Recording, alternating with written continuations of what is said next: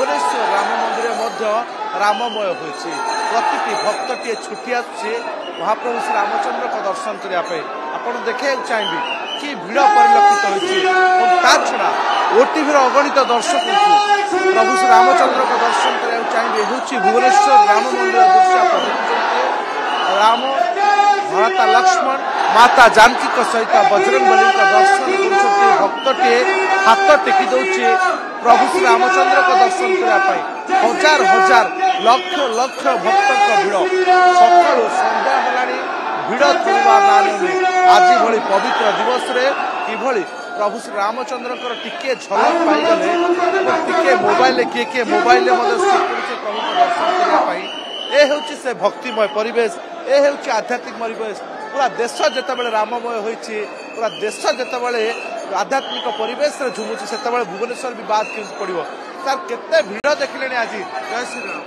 जय श्री राम समस्त को मो तरफ जय श्री राम। आज अयोध्या प्रभु रामललांकर प्राण प्रतिष्ठा उत्सव सर जाइछि।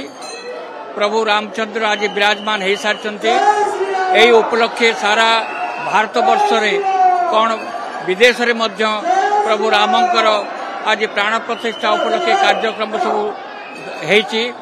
आज आम एठारे श्रीराम मंदिर प्राय 2 लाख लोक सकाळु दर्शन कर सारी वर्तमान पर्यंत भिड़ चलती सुरुखुर एपर्यंत काम चलती।